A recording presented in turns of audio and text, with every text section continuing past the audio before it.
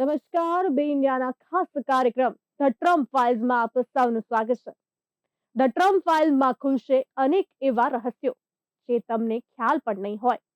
જી હા, ન્યુયોર્કની કડકડતી ઠંડી અને ક્વીન્સના એક આલિશાન બંગલોમાંથી એક ક્રૂર, જોરદાર આદેશ ગુંજ્યો.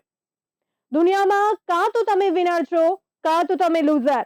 અને આદેશ આપ્યો હતો ફ્રેડ ટ્રમ્પે, અને શ્રાવણનાર હતા દુનિયાના હાલના સૌથી શક્તિશાળી નેતા અને હાલના અમેરિકાના રાષ્ટ્રપતિ ડોનાલ્ડ જે ટ્રમ્પ. આ વાત મિત્રો દાયકાઓ પહેલા શીખવાડવામાં આવી હતી. તે ટ્રમ્પ આજે વ્હાઇટ હાઉસમાં બેસે છે. ટ્રમ્પના બેફામ નિર્ણયો અને અણધાર્યો વ્યવહાર જોઈને બધાને મનમાં એક સવાલ થાય છે કે આ માણસ આટલો ક્રૂર અને વિચિત્ર કેમ છે.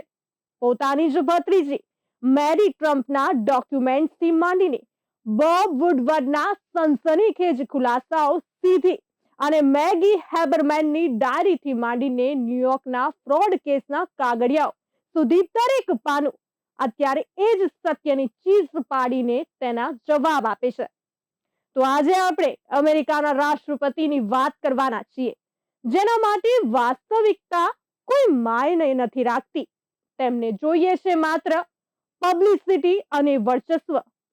માત્ર આટલું જ નહીં, આજે આપણે બધા જ પડદા પાછળના રાજ હટાવીશું કે ડોનાલ્ડ ટ્રમ્પ કેમ આટલા બધા નાર્સિસિસ્ટ છે, કેમ બેફામ નિર્ણયો લઈને દુનિયા ધુણાવે છે, અને તેનામાં જીતવાની આવી ઘેલછા ક્યાંથી જન્મી છે.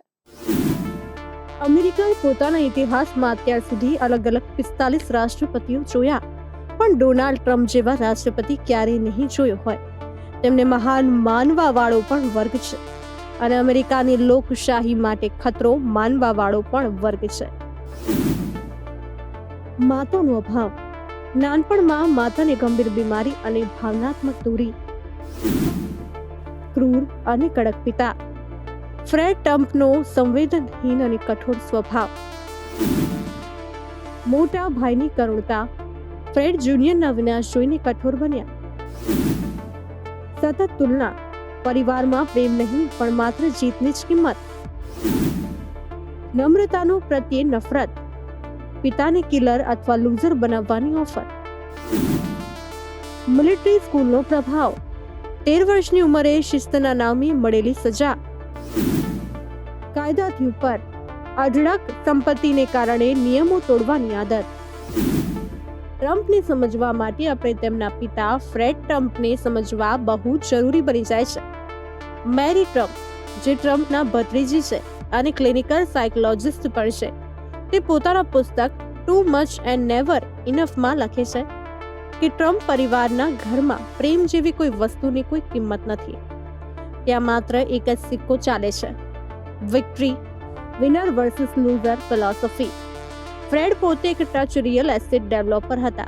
તેમણે પોતાના સંતાનોના મગજમાં એક વાત બરોબરની ફિટ કરી દીધી હતી કે દુનિયામાં બે જ પ્રકારના લોકો છે, એક વિનર્સ અને બીજો લૂઝર્સ. તેમના મતે જો તમારી દુનિયામાં સફળ થવું હોય તો તમારે વિનર બનવું પડે, એટલે કે જેમાં દયા, સહાનુભૂતિ કે નમ્રતા છે તે નબળો માણસ છે. ડોનાલ્ડ ટ્રમ્પના મોટા ભાઈ ફ્રેડ જુનિયર ટ્રમ્પ પણ સ્વભાવે સોફ્ટ હતા. તેઓ પાયલટ બનવા માંગતા હતા, પણ તેમના પિતાને આ સોફ્ટનેસ મંજૂર ન હતી. તેમણે ફ્રેડને એટલા અપમાનિત કર્યા કે તે આલ્કોહોલિઝમના શિકાર બન્યા અને ખાલી 42 વર્ષની ઉંમરે દુનિયા છોડી જતા રહ્યા. ડોનાલ્ડ ટ્રમ્પે આ બધું પોતાની નજરે જોયું. તેમણે સમજી લીધું કે પિતાની નજરમાં હીરો બનવું હોય તો તેના ભાઈ જેવું નથી થવાનું અને કડક બનવું પડશે. જો આવું કરવું હોય તો કઠોર બનવું પડશે, જેને કારણે તેને પોતાની અંદરની લાગણીઓનો જ બલિ ચઢાવી દીધી. પિતાની વિનર બનવાની વિચારધારાને ટ્રમ્પે જીવન બનાવી લીધું. પરંતુ વાત માત્ર પિતાના પ્રભાવ સુધી મર્યાદિત નથી. ડોનાલ્ડના જીવનમાં જે એક મોટી ખોટ રહી ગઈ તે હતી માતૃત્વની હૂંફ. ડોનાલ્ડના જીવનમાં માનો કોઈ રોલ નથી રહ્યો, કારણ કે ડોનાલ્ડ જ્યારે 2.5 વર્ષના જ હતા ત્યારે તેમની માતા મેરી એની મેકલોડ ગંભીર બીમારીનો શિકાર બન્યા. સાયકોલોજિસ્ટ માને છે કે જ્યારે ડોનાલ્ડના જીવનમાં માતાની હાજરી હોવી જોઈતી હતી તે ન હતી, જેના કારણે ડોનાલ્ડમાં એમ્પથીનો એ પણ ન આવ્યો. દુનિયામાં ચર્ચામાં રહેનાર ટ્રમ્પના નિર્ણયોની યાદી. પેરિસ કરારમાંથી બહાર નીકળવું, WHO થી છેડો પાડવો, દુનિયા સામે ટ્રેડ વોર છેડવો, ગ્રીનલેન્ડ ખરીદવાની વાત, સામૂહિક ડિપોર્ટેશનની નીતિ, નાટો પાસે પૈસા માંગવા, ઈરાન ઇઝરાયલ મુદ્દે આક્રમક વલણ, ટ્રમ્પને ઘડનાર 7 કારણો, ફ્રેડ ટ્રમ્પની શીખ અને ડોનાલ્ડના પારિવારિક ટ્રિગર્સ, માતાની ગેરહાજરી, સાયકોપેથિક પિતા, નબળાઈ પ્રત્યે ધિક્કાર, ભાઈનો વિનાશ, મિલિટરી સ્કૂલનો પ્રભાવ, પરિવાર અને દુનિયામાં પણ સતત સ્પર્ધા, હંમેશા કાયદાથી ઉપર હોવાનો અહેસાસ, ટ્રમ્પ પર મિલિટરી સ્કૂલનો કડક પ્રભાવ, ડોનાલ્ડનો તોફાની સ્વભાવ જોઈને તેમના પિતાએ 13 વર્ષની ઉંમરે જ તેમને ન્યુયોર્કની મિલિટરી એકેડમીમાં મોકલી દીધા હતા. ડોનાલ્ડ જ્યારે ક્વીન્સના આલિશાન બંગલાનો ત્યાગ કરી ન્યુયોર્ક મિલિટરી એકેડમી NYMA પહોંચ્યા ત્યારે માહોલમાં ઠંડી સાથે એક અજીબ સન્નાટો હતો. એ મિલિટરી યુનિફોર્મ માત્ર કપડાં ન હતા, પણ એક કઠોર પિતા દ્વારા આપવામાં આવેલી દેશનિકાલ જેવી સજા હતી. ત્યાંની પથ્થર જેવી શિસ્તમાં ડોનાલ્ડે ભાવનાઓનો ત્યાગ કરી સત્તાના જોરે બીજાને કેવી રીતે નભાવવા તે કળા આત્મસાત કરી લીધી. સિરિયાના રાષ્ટ્રપતિની હત્યાનો આદેશ,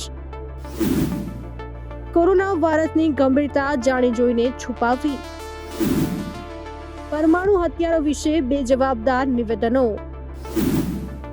પોતાના જ મંત્રીઓને જાહેરમાં અપમાનિત કર્યા, અમેરિકન ઇન્ટેલિજન્સ એજન્સીઓ પર અવિશ્વાસ, વિદેશી નેતાઓ સામે પોતાના સાથી દેશોની મજાક, ધ આર્ટ ઓફ ધ ડીલના લેખકે ટ્રમ્પને સોશિયોપેથ કહ્યા, ટ્રમ્પ માટે જીવન ગેમ ઓફ થ્રોન્સ જેવું. ટ્રમ્પની નજરે જીવન એક અલગ અલગ એપિસોડ્સ કે ગેમ ઓફ થ્રોન્સ જેવી સિરીઝ છે.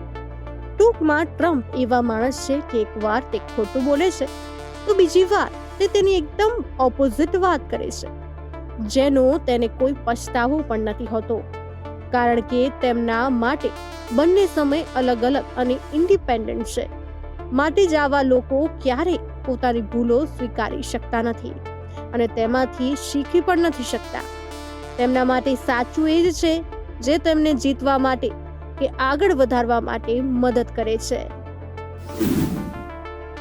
ન્યુયોર્કના રિયલ એસ્ટેટ ટાઇકૂન, અમેરિકાના શક્તિશાળી નેતા, સેલ્ફ પ્રમોશન અને પોપ્યુલારિટીની ભૂખ, રાજકીય સત્તા અને બદલાની રાજનીતિ, બિઝનેસ ડીલ્સમાં જીત જ લક્ષ્ય, રાજકીય નિર્ણયો દ્વારા વૈશ્વિક પ્રભાવ, મીડિયામાં છબી બનાવવાનો પ્રયાસ, મીડિયાને જે ટાર્ગેટ બનાવ્યો, ન્યુયોર્ક સુધી સીમિત પ્રભાવ, વૈશ્વિક રાજનીતિમાં સીધી અસર, ઇમેજ બિલ્ડિંગ માટે શો અને પબ્લિસિટી, ઇમેજ માટે પોલિટિકલ નેરેટિવ અને નેશનલિઝમ, પૈસા અને સફળતા દ્વારા ઓળખ, સત્તા અને પ્રભાવ દ્વારા ઓળખ, નિયમોનો ઉપયોગ પોતાના ફાયદા માટે, નિયમોને પડકારવાની અને બદલવાની વૃત્તિ, સ્પર્ધા બિઝનેસ સુધી મર્યાદિત, દરેક બાબતમાં જીતનો અભિગમ, લક્ઝુરિયસ લાઇફસ્ટાઇલની ઓળખ, કટ્ટર રાષ્ટ્રવાદી તરીકે ઓળખ. તો હવે આપણે વાત કરીશું કે ટ્રમ્પ જે છે 4 દાયકામાં કેટલા બદલાયા છે. શરૂઆત કરીએ તો ન્યુયોર્કના રિયલ એસ્ટેટ ટાઇકૂન બન્યા અને અમેરિકાના શક્તિશાળી નેતા તરીકે ઉભરી આવ્યા. સેલ્ફ પ્રમોશન અને પોપ્યુલારિટીની ભૂખ હતી તેમનામાં કે રાજકીય સત્તા અને બદલાની રાજનીતિ કરી.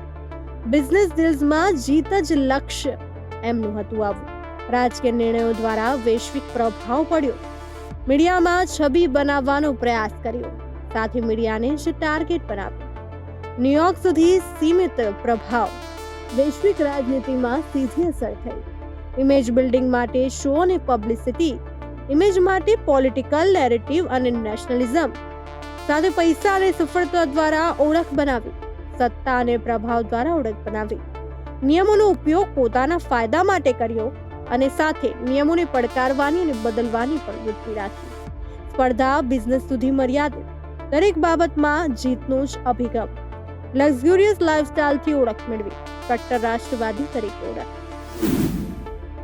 બીજા પ્રત્યે સહાનુભૂતિનો ભાવ, પોતાની જાતને સ્પેશિયલ માનવાની કિલચા, ટીકા પ્રત્યે આક્રમક પ્રતિક્રિયા, પોતાની હાર ક્યારે ન સ્વીકારવી, નિયમો તોડવાની વૃત્તિ. સાયકોલોજિસ્ટ આને ઇલ્યુઝનરી ટ્રુથ ઇફેક્ટ કહે છે. ટૂંકમાં જો તમે એકને એક ખોટી વાત 100 વાર કહો છો તો લોકો તેને સાચું માનવા લાગે છે. ટ્રમ્પ માટે ફેક ન્યૂઝ એ શબ્દ નથી, પણ વેપન છે, જે ઇન્ફોર્મેશનમાં તેમને મજા આવે તે જ માનવી અને ન મજા આવે તેને નકારી દેવી અને તેના જ બેઝ પર એક બેઝલેસ રિયાલિટી ઊભી કરવી, જેમાં તેમની માસ્ટરી છે. ટ્રમ્પની પોલિટિક્સ જોઈએ તો એમાં એક વસ્તુ નજર પડે છે, તે પોતાના વિરોધીઓના ગુલામના નામો પાડે છે, જેમ કે કિમ જોંગ ઉનને લિટલ રોકેટ મેન, હિલેરી ક્લિન્ટનને ક્રુકેડ હિલેરી, જો બાઇડનને સ્લીપી જો. ટ્રમ્પ એક વાત બખૂબી જાણે છે કે લોકો લાંબા ભાષણો વહેલા ભૂલી જાય છે, પણ આવા નિકનેમ્સ ક્યારેય નથી ભૂલી શકવાના.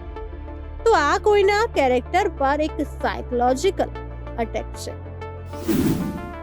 ટ્રમ્પના વ્યક્તિત્વના કારણે રાષ્ટ્રપતિ જેવા સન્માનિત પદ પર લેવાયેલા નિર્ણયો, ગ્રીનલેન્ડ ખરીદવો, પેરિસ કરારથી ખસવું, ટેરિફથી તરખાટ, માસ ડિપોર્ટેશન, WHO થી ખસી જવું, વેનેઝુએલા અટેક, ઇઝરાયલ ઈરાન યુદ્ધમાં ભાગ.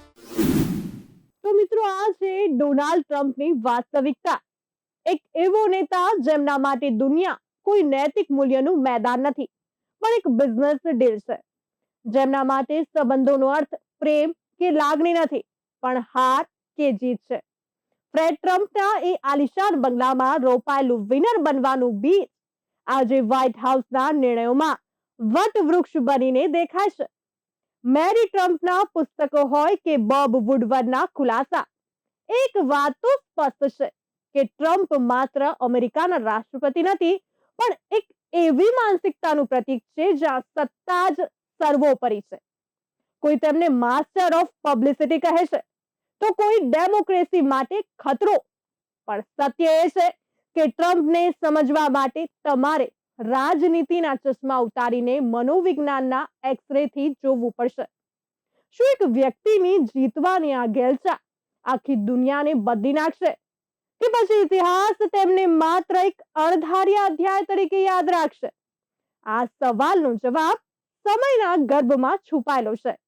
પણ એક વાત તો નક્કી છે, ડોનાલ્ડ ટ્રમ્પને તમે પ્રેમ કરી શકો, નફરત કરી શકો, પણ તેમને નજરઅંદાજ તો ક્યારેય નહીં કરી શકો. તો આવી જ અવનવી માહિતી સાથે ફરી મળીશું બીજા કાર્યક્રમમાં. નમસ્કાર.